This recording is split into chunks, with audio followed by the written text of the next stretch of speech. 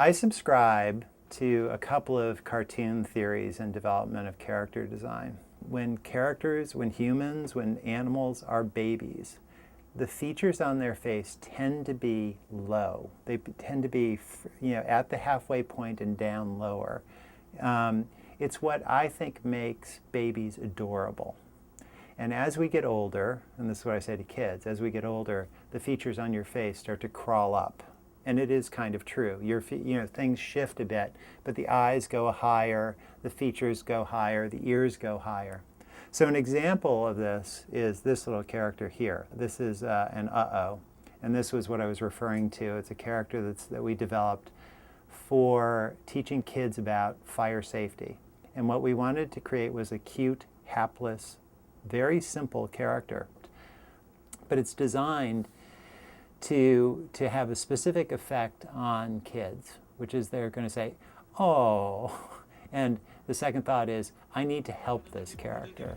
This is a hapless looking character, I think you'll agree. Whereas, somebody like, this guy, this little character, he becomes more naturalistic, and he's got a little bit more of a, his characters are not necessarily, they're fairly low actually. He's got sort of a cuteness, but also sort of a toughness to him as well.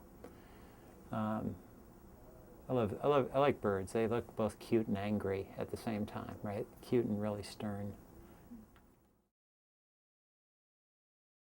The simpler the drawing is of a character, the more the viewer or the reader brings to that character. It's why Charlie Brown is such a compelling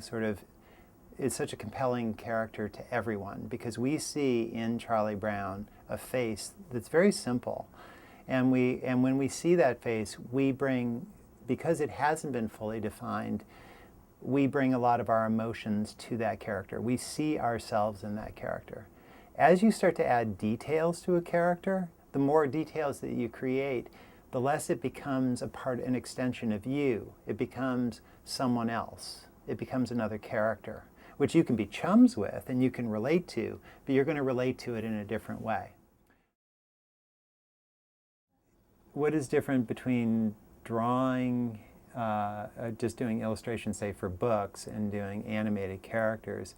Well, when I'm developing animated characters, I suddenly have to be cognizant of the budgets and the limits of the technology, because though in my mind I might like to create a fully realized 3D CG version of this bird for something, the cost of doing that is quite high. And so what I end up inevitably doing is creating characters like this for animation, because this is a very easy character to animate. I think it's important to think about creativity in a bigger realm, that you have something to offer beyond your specific style or your specific discipline. I think creative people, when they get together, start to assume different roles, and surprising roles, and learning more about themselves. And I guess that's my main bit of advice for young illustrators is to collaborate with other people.